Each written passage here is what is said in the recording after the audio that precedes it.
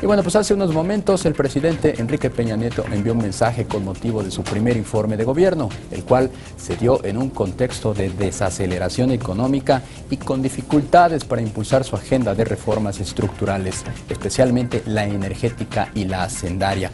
Para hacer un balance está con nosotros Ángel Verdugo, analista y columnista del periódico Excelsior. Ángel, bienvenido, ¿cómo estás? ¿Qué tal? Muy bien, muchas gracias. Además, por estar contigo en este primer día de Excelsior TV. Muchas gracias, es un honor, Ángel. No, hombre, al contrario. A bote pronto, ¿cuál sería una primera reflexión de lo que acabamos de escuchar y ver? A bote pronto. A bote pronto. Me sentí en uno de los informes del presidente López Mateos o de Adolfo Ruiz Cortines. ¿Por qué? Hay que justificar o explicar esto. Lo mismo de siempre, pensar que la aprobación de una ley automáticamente enfrenta y resuelve problemas y que además basta con que anunciemos una ley y su aprobación total o parcial en el Congreso para que los problemas prácticamente estén resueltos.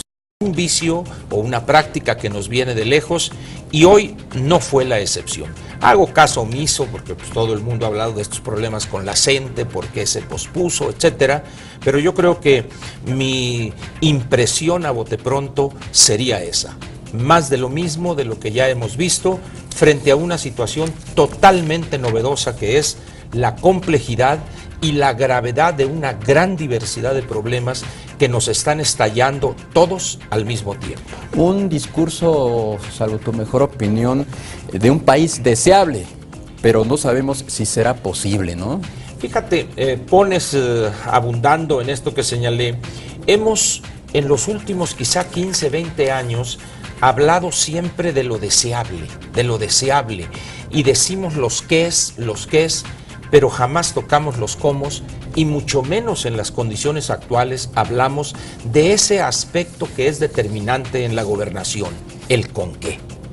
Más que en cualquier otra época del país en su historia contemporánea, el con qué, es decir, con qué recursos vamos a hacer lo que se está anunciando, hoy es más crítico responder a ese con qué y la verdad no hubo una respuesta clara o tratar el tema específico de dónde iban a salir los recursos para resolver tanto proyecto deseable. El qué da la impresión de que todo está supeditado a la concreción de las famosas reformas estructurales, es decir, la reforma energética. Correcto. Fundamentalmente y la reforma hacendaria. Fiscal o hacendaria, así es. Bien, otra vez estamos apostando a que si logramos concretar una reforma energética, cualquier cosa que logremos aprobar con los asegúnes, sea descafeinada o sea profunda, y luego con la reforma fiscal, automáticamente empezará a caer maná del cielo. La verdad es que no es así. En primer lugar,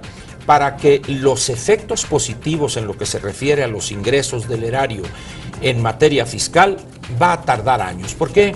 Porque tú tienes la misma estructura, tú apruebas, vamos a suponer que el Congreso en un acto casi de locura apruebe la mejor reforma fiscal. Y la apruebe pasado mañana. IVA universal, eliminación que de no los, lo dudes, así es, lo vimos con la ley profesional servicio profesional docente. Que elimines todos los gastos fiscales, etcétera. Todo lo haces, lo apruebas pasado mañana o el jueves, porque el martes estamos ocupados. El jueves, muy bien. Pero para que los efectos positivos se vean de manera concreta, no solo en las arcas del erario, sino en la práctica diaria de los contribuyentes, mínimo nos va a llevar todo este gobierno. Por supuesto, en la reforma energética hacemos lo mismo, la mejor de las reformas, que se enoje Cuauhtémoc Cárdenas y todo, pero hacemos la mejor de las reformas, profunda, amplia, todo lo que podamos imaginarlos, como nos dicen neoliberales. Muy bien. Pero para que llegue la primera compañía a perforar, a obtener los miles de millones de dólares que se requiere, puede pasarnos también una buena parte del sexenio. Sin embargo, Ángel, dicen los analistas financieros internacionales, dicen las corredurías, que el simple hecho de aprobar esas reformas estructurales mandan un mensaje positivo. Correcto, que de entrada ya genera un ambiente de negocios más propicio. Así es. Sin embargo, esto evidentemente es correcto. Tú especialista en esta cuestión de los mercados, sabes que funcionan en base a expectativas. Entonces, se aprueban esas reformas, entonces las expectativas se convierten quizá de neutras o de negativas a positivas.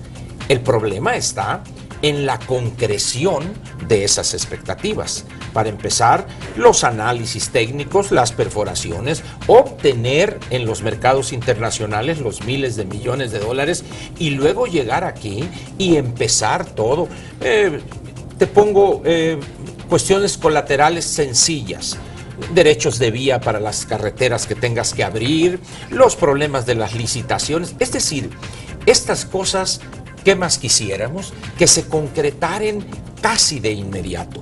Pero la realidad económica, y tú, tu vida profesional ha estado alrededor de ella, sabes que no es automática. Evidentemente. Si bien acepto que las expectativas cambian de neutras o de negativas a positivas. Evidentemente hay una coincidencia de los expertos económicos, de los analistas financieros, de que no veremos pues un resultado inmediato en los próximos año o incluso año y medio. Sin embargo, pues las expectativas que tú puedas lanzar, claro, son muy positivas. Y definitivamente tendremos que ver cómo se amarran las leyes secundarias, porque una cosa es aprobar la ley, la reforma, y otra, las leyes secundarias. Te has de acordar. Como dicen los clásicos. Bueno, pero el diablo está en los detalles, ¿no? Pero como decía López Portillo también, hay que aplicar la ley del tamal. Hay que amarrar abajo y hay que amarrar arriba.